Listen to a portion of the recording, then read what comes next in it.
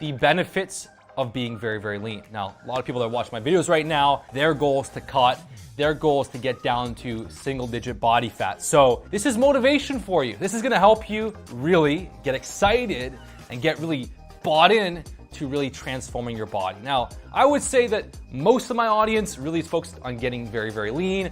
Some of my audience is already lean and they wanna pack on some muscle size, but 80 to 90% of you guys need to dial in the leanness first. This is what's gonna give you that incredible look. So the reality is that most of the fitness industry, even the trainers, the coaches, the YouTube guys, they're not that lean, okay? They're at 10 on the low end to like 15, 16, 17% body fat. They're not that lean. If you walk into a gym, you might see some guys that can lift some pretty heavy weight. Maybe they're deadlifting 500 pounds for reps. They have maybe some strength and maybe some muscle, but they're not lean. They don't have that chiseled look. Now, there's a reason why if you look at movies with Brad Pitt and Chris Hemsworth, Henry Cavill, these different actors, they have muscle size, but the commonality is they're very lean. When you see them with the shirt off, whether they're flexing or they're not flexing, their abs are fully visible. When you see them at a restaurant eating, you see their jaw muscles clenching. You see this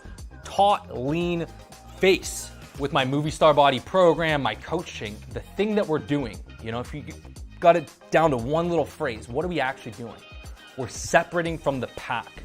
Most people are 15% body fat, 13, 18. That's most people.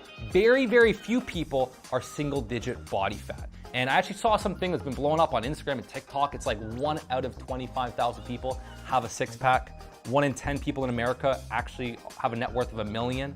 So having a six-pack is way less rare. Now, it's not actually 1 out of 25,000 people, okay? Having a six-pack is not the same as being 7, 8% body fat. You could be 13% body fat and still have sort of a six-pack. In any case, having a six-pack is still really rare, like 1 out of 100 or something like that. What we are doing, right, is we're separating from the pack. So when you get very lean, you stand out.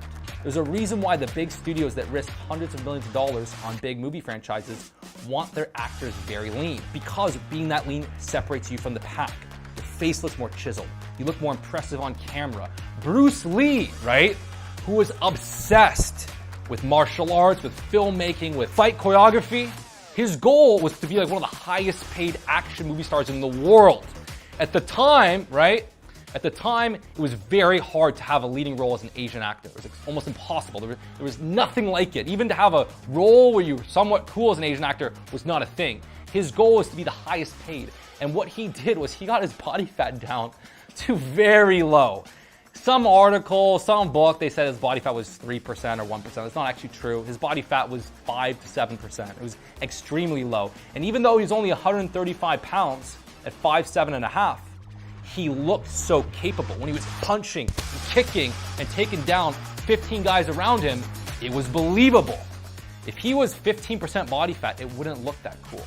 Even in the first fight scene in Enter the Dragon, he's fighting some guy that's like 25% body fat. And I'm like, that kind of pissed me off. So I'm like, get a guy that looks powerful. But when he was 6% body fat kicking and punching, it was believable.